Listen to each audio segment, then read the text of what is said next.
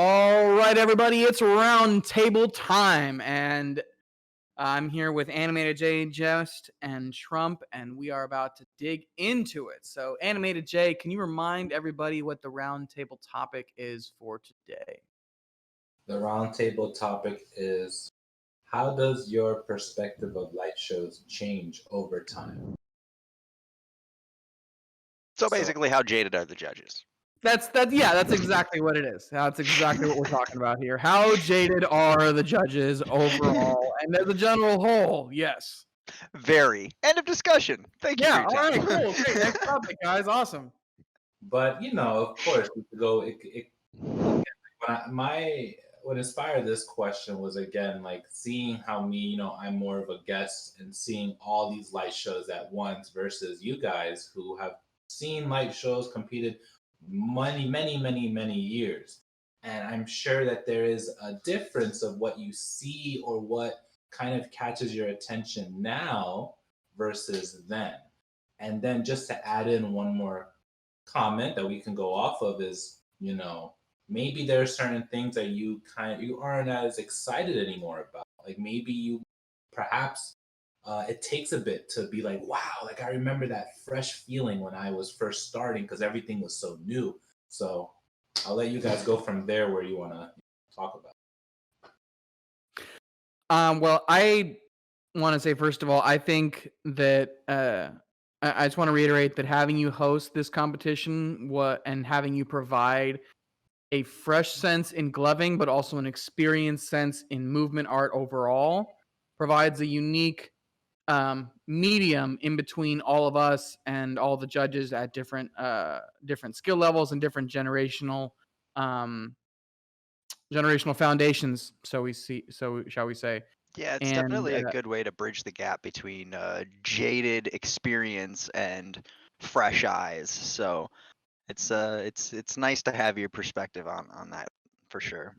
Appreciate it. and while it doesn't influence the judging, I definitely think it helps guide the conversation, not only for us but for the audience as well. Questions that they might have that we might not think to answer off the bat, and it helps everybody else follow along with it. So it definitely adds to that very nicely. So again, we could even start off as what are the things if you could go back in time and be right next to yourself watching light shows for the first time and such, what would you say the differences are now from now to back then? Like what would that conversation look like with yourself? Mostly, the answer is understanding what is wasted movement and what is intentional, and the difference between clean concepts and completed concepts, and then the slop, I guess, is the only way to put it. It's so easy to get enthralled with just flashy lights when you're a new glover, and that's honestly what got all of us into it. I mean, there's no denying that there's a certain magic to getting a light show the first few times that you get a light show, and it doesn't really even matter how good the person giving you the light show is, to a certain extent. I mean, now on the other hand, if you're lucky enough to get your first few light shows from professional quality light show artists, you're definitely going to know the difference. You're definitely going to be able to experience that magic to a maximum potential. But pretty lights go burr. Like, I mean, there's no denying that. There's no way around. That's the gateway drug that got us all into gloving in the first place, is the pretty lights go burr. Like, so So it sounds like, just again, you're saying is the wasted movement. That was something that really stuck with me. That's something that you've realized more, or you have a more of an eye for now. Would you say? right, something that I never considered at the very beginning of gloving, and I talk about this in my book quite a bit, is the idea that gloving with lights on is like writing in cursive. in that when you're writing in cursive, you're not picking up your pen. In the same way, whenever your lights are illuminated, they're casting an illusion. They're casting trails. They're casting, you know, whatever it is your hands are doing.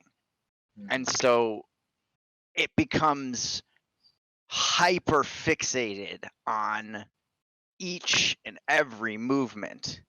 For me, I become hyper fixated on each and every movement that someone is doing in their light shows. And a good example of this is what Duck performed this last round. He just brought, you said it yourself, he had this hair flip that fit within the context of the music, and every little aspect. I start to notice those things more than as a beginner. I would be able to tell you the difference between a good glover and a bad glover, but I wouldn't be able to tell you why. Trump, I'm curious, as someone who hasn't been gloving for 10 years plus like Josh and I have, and who hasn't been studying dance for 10 plus years like Jay has, where do you sit on this one? I guess unfortunately would have to say that maybe I'm wrong, but I would say I'm pretty up there with you guys on that level, just because of, I've traded with just about everybody you could, all the greats for the most part. I've maybe not as much time, but I've had at least just as much exposure to the gloving community across the country. And yeah, it's harder to find appreciation in shows in general. I think if I had to make a comparison between 4 years ago and now, it would just be the I guess like the cleanliness is something that I really noticed, because before, I remember when I first started, it was just about the moves and what people did. It didn't matter like how clean they were or anything. Like I was like, oh shit, he did that. But now I look at it and like, how well did he do it? Not what they do necessarily, but how well do they do it is something that really pops out in my head when I'm getting a show. I think for you viewers watching, this is a great example to self-reflect and kind of ask yourself where you are, how deep you are in your art form, and ask yourself, like what Trump just said, are you focusing more on what is happening or how it is happening? I think when you start to question the how, that's when you start getting a little more depth into that art, because now you're wanting to be curious of, how do these things work together? What is it working? It's almost like you're digging deeper into the art form. And by doing so, now you're starting to see, you're understanding more, you're seeing the just the intricate and the details that put the big picture all together. I want to kind of give a little, like, an example in my experience. Like when I first started dancing and stuff, the one popular move that I always saw was the head isolation. Like in the Step Up movies, everyone's like, "Oh, cool, he's doing a head isolation." That, and when people would contort, these were very flashy moves. And when I first started, I was like, "Oh, I like that. Like that's so cool." Over time, and as I start to become more curious of how things work, and I wanted to understand more about it, that's when I started the questioning, was the asking the hows. A dancer, I want to just give a reference. When I first started dancing, there's a dancer named Storyboard P. Incredible, like he's incredible. But when I first saw him, I didn't understand what he was doing. I didn't understand the how. I didn't have that knowledge, so I kind of just bypassed him. But now looking at him, it's so much inspiring, and I can really look at and understand like what is going on, what is it that makes him so incredible at what he does. So it's interesting, the eyes. Trump, did you want to share? Yeah, dude. I have told this story to a couple people, and it's something that really has stuck with me, and it's exactly what you just said. I'm from Minnesota for the most part. I started gloving in Minnesota. My first trade with a professional glover was actually with Josh. This was before I knew Josh. And my friends that I came to this kickback with were like, "Oh my goodness, like Jest is here. You have to trade with him. You have to trade with Jest because you've been learning so much." Mind you, I'm like maybe 6 months into gloving.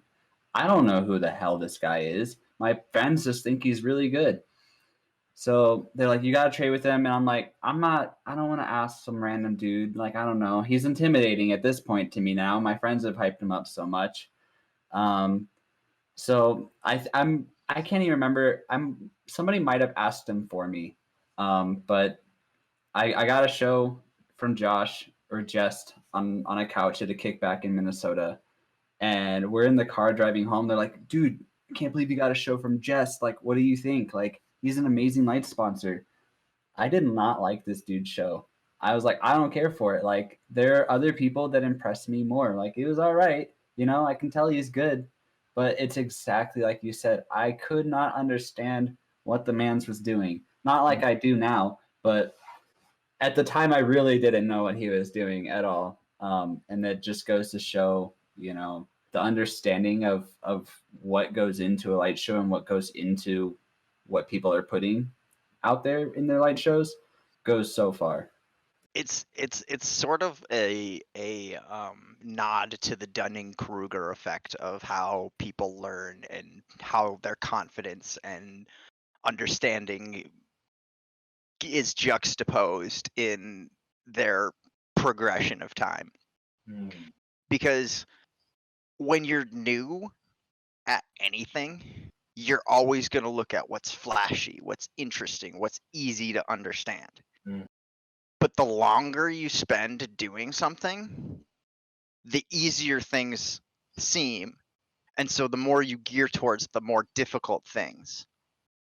And the less time you spend, the more you think you actually know how things work. And the more you think you understand what is cool and what is not cool. But the more time you spend on it, that effect is if you aren't familiar with the Dunning-Kruger effect, definitely take a Google quick, because it's the concept of how someone's confidence in their knowledge progresses as they learn. And when you're a beginner in something, you always have the well, I know everything, because you don't know what you don't know. And the more you learn, the more you realize, holy shit, there's so much to learn. And the same goes with doing light shows. I mean, the longer you spend doing, the more you're going to question your own sort of prowess in that performance. So I think one other thing that plays a factor is the idea that, as Josh said, you don't know what you don't know, and the more you learn, the more you realize, oh wait, there's more here, and I think one of the things that separates people who stay stagnant or who have trouble progressing versus those who just seem to have no issue with that, they can pick up anything, they can develop any task, is they understand that there's always more. So they maintain a beginner's perspective. The idea of beginner's luck, and the idea that you can have confidence in what you're doing because, worst case scenario, you're right where you already are, or you're maybe a step back or two, or if that. But if but maintaining that, you maintain a beginner's eye, and you maintain a day one mentality of of everything is fresh. There's always so much more in front of you. That it almost becomes a different game. There's actually there's a Simon Sinek talk, and he's talking about the difference between finite players and infinite players. And finite players play to win, but infinite players play to keep playing. Right? So a finite game is, like any contact sport, or any game with an end. so to speak, right? Football, basketball, tennis, all those kind of things. But infinite games like business, right, is the idea that you can is that every day you have to, accumulate things in order just to stay in business or just to keep playing. So why does that have an effect on your view in light shows? It's, well, as long as you maintain a beginner's aspect and always understand that even if you're looking at someone who, isn't as experienced as you, or maybe uh is, is different, learned differently, maybe they're saying something different, they can still teach you something, because there's something to learn from everyone. But at the same time, while you can learn stuff from everyone, you also have to make sure that whatever you're taking in, you're going to use, right? Like, but you You don't don't have. have to use everything you take in. Okay, yeah, you're right. I'm Absolutely sorry. don't have to use That's everything you incorrect. take That's in. incorrect. Categorize Um, everything you take in, spit out the bones, eat the meat. yeah, I think it's more along the lines of whatever you take in, use it as your own. Don't use it as you took it in. So that was a really long way around, but I figured it set enough context there. Can I ask a question for you, Teddy, specifically, and Yes. maybe Josh? No. How has your views of light shows changed, um, seeing what's out there now compared to when you first started? Specifically, I've because, always been a jaded asshole. well, not Ask even ask not any of my even early gloving friends. I've always been, I'm better than you. No, I'm just kidding. not even in that sense, but just in how much gloving has grown, because Teddy was undefeatable and still arguably extremely, talented, obviously.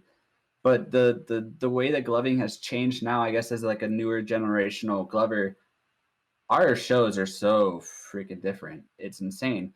We're both good, but they're so different. How do you view the light shows of like the newer generational light shows now, with your perspective of being in the scene for so long? Um, there's a few answers, few parts to this question. So first, easiest one is that I've probably, and this sounds jaded or whatever, but I've definitely forgotten more than I can remember. As far as like specific things of what was hot when, or things that went together or stuff like that. That being said, like I definitely feel like the attention has grown and extended on a lot of different things. There are so many things that there's so many points that we just didn't so many points that we just didn't pay attention to. So the level of attention to detail has risen dramatically. But with that attention to detail a comes an adjustment to the macro perspective. Um, One key thing that has changed, and I think really sits between um my generation and maybe the generation after a little bit, is that light shows were about the audience. It is 100% about the one person or cuddle puddle of people that you are giving the show to. That is the main priority of it. The second priority are the lights themselves. And I feel like those two priorities have shifted to share equal responsibility with your ability to perform as an artist overall, and your ability to execute things. And the difference in that comes in a couple ways. Number one is when we started giving light shows, when we started gloving, it wasn't "Would you like to trade?" It was "Can I give you a light show?" Because you went to an event or you went to a festival with the idea that you are an unofficial cast member in that show, and your purpose is to add to the uh your purpose there that night, if you're going to glove, is to add to the experience of as many people as possible. It wasn't to collect trades or meet up with other glovers. It was to add to as many experiences as possible. That was the main goal, because it was always about the audience.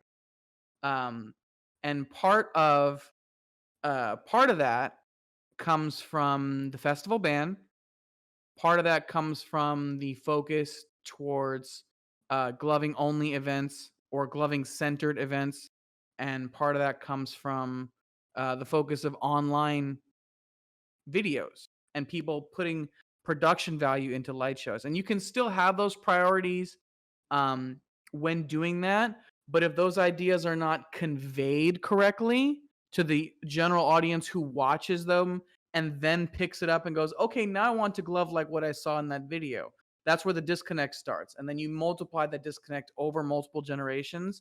And that's how you have some things that are so different. Because talked to a lot of newer glovers, and mind you, there's nothing wrong with this because there's multiple uses to gloving, but there's a lot of people that say I glove for myself. I glove for my own escape, for my own release, for my own insert, whatever it is for them, and that's great.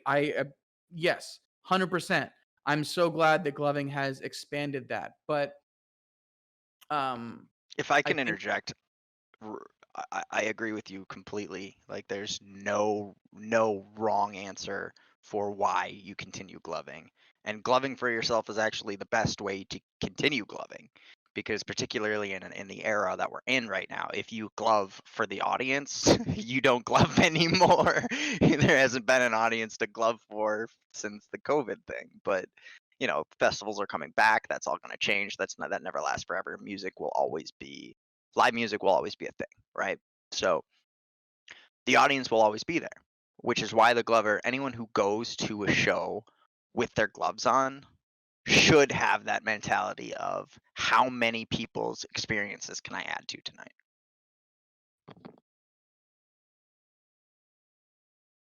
and of course there are definitely glovers that do that. It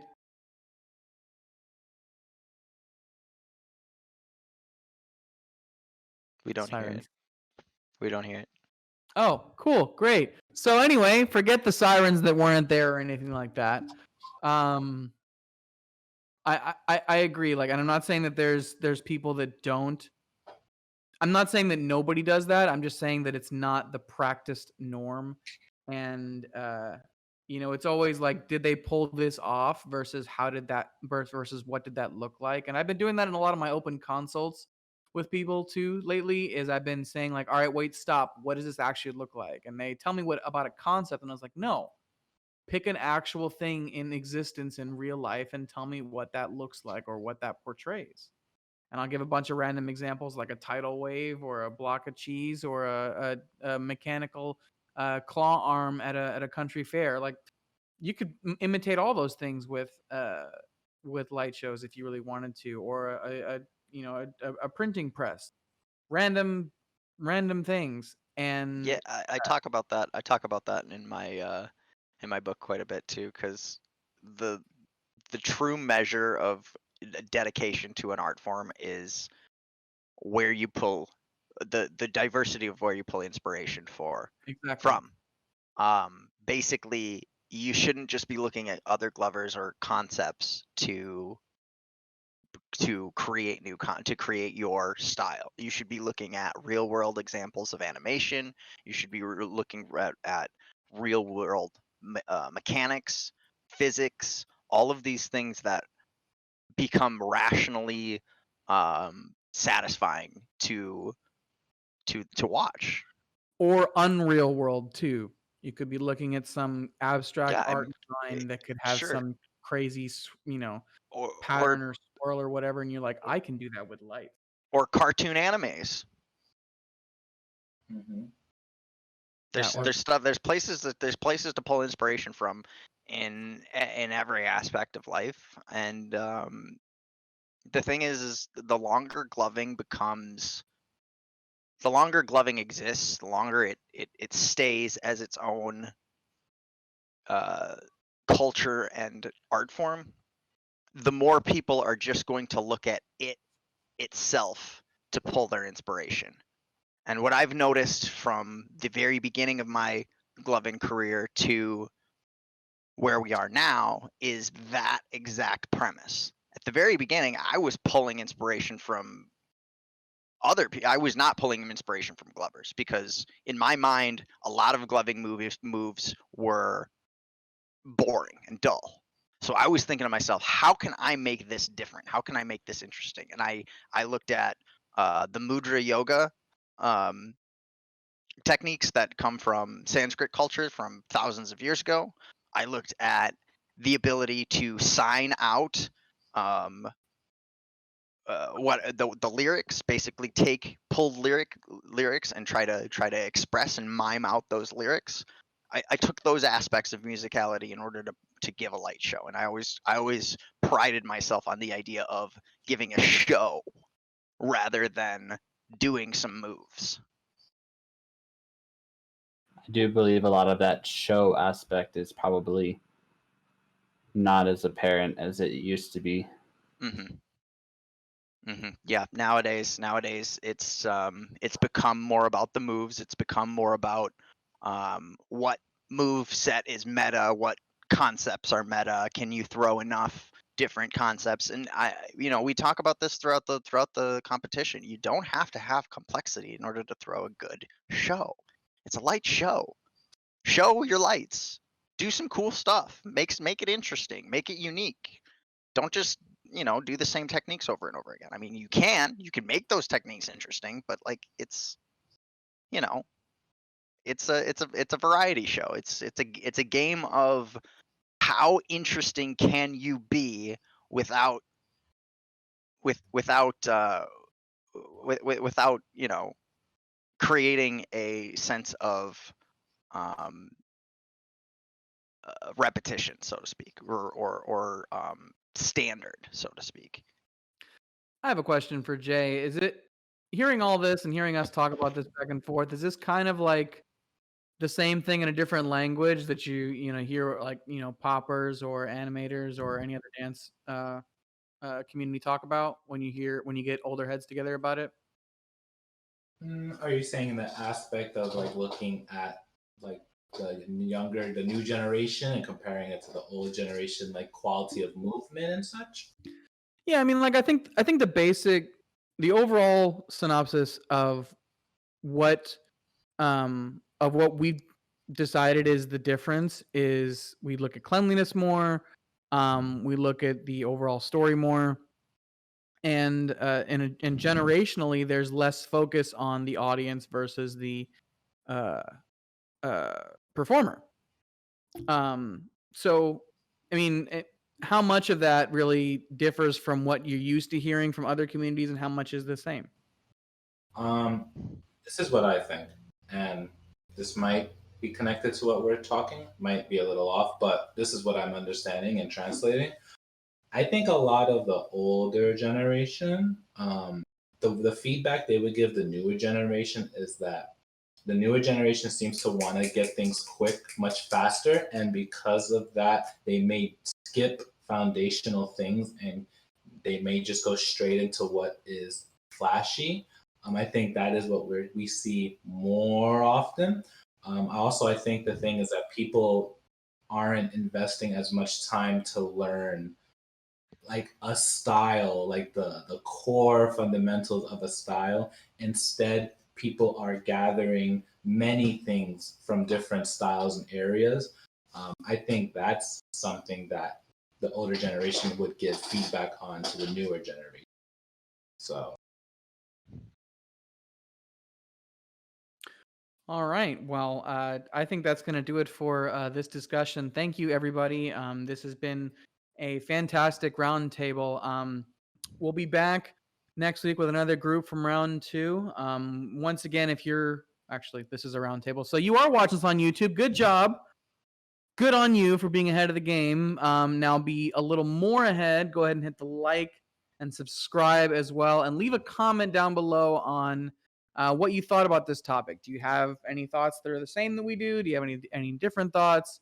Do you disagree with or agree with anything that we've said? Please let us know, and we'll be happy to answer everything as best we can via replies through the comments.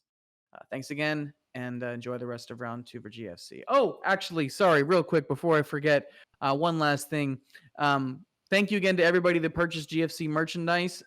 Once again, we have crossed the threshold, which means that any GFC merchandise purchase now will directly increase the prize pool.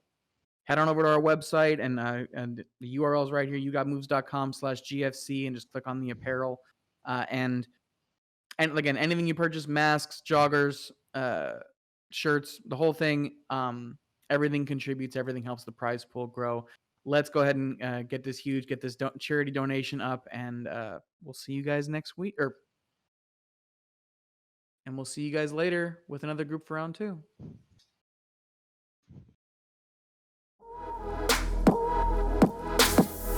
Just